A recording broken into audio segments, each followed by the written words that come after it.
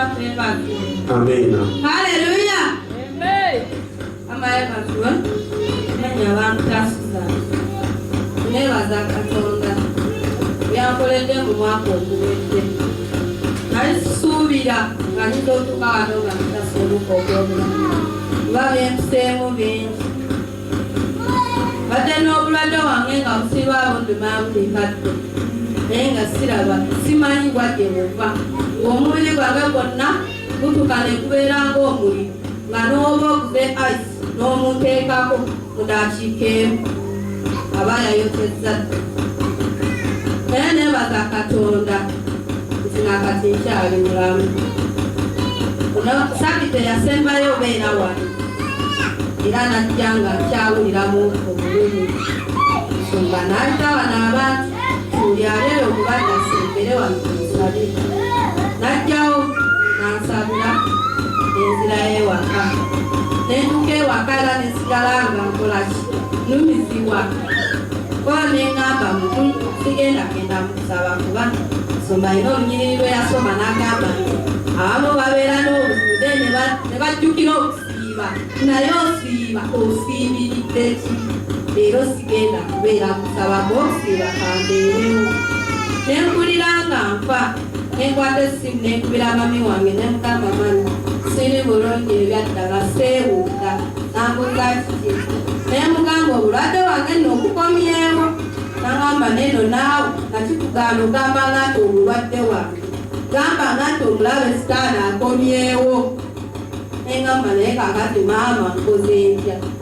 Nagamba singula ojje. Nemugamba mami sirina transport sente zena nabadde nina nazituteeyo nina byengobako. Nagamba kankuteereko sente enkyokero okumewo. Nasindika sente nempakinga bulungi nenyingira mu nnyumba okwebaka. Zaali ssaawa 7 wenakulira ekirooto kakiŋŋamba genda owiikule Zabbuli yampa luyimba nga luli mu Zabbuli 125. Namala nampa olunyiriri nga luli mu Isaaya 15 okutandikirawo. Nagamba soma ennyiriri ezo bonaaba omaze otegeera amakulu gaamu togenda genda mu kyalo ate ogenda awonyezebwa.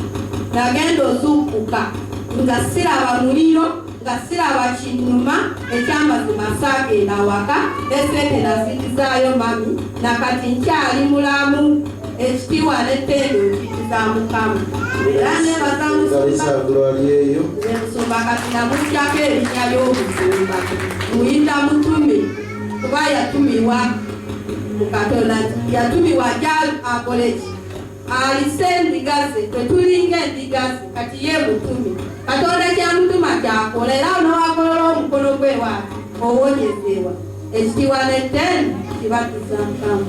Amina. Yesu afeegaleza buli Mukama akolera obulamu bulungi okuyita mu linnya lya Katonda omulamu. Teeka emikono gyo waggulu nawali emugambe nti Mukama manyi nti olwaleero siri bulungi naye nkya nga ndi naawe onookola omulimu omujja mu bulamu bwange bunaakyuka n'embeera omuntu omulala.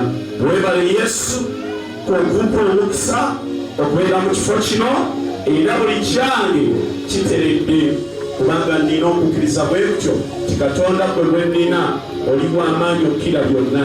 Yesu afeegaleza bulungi.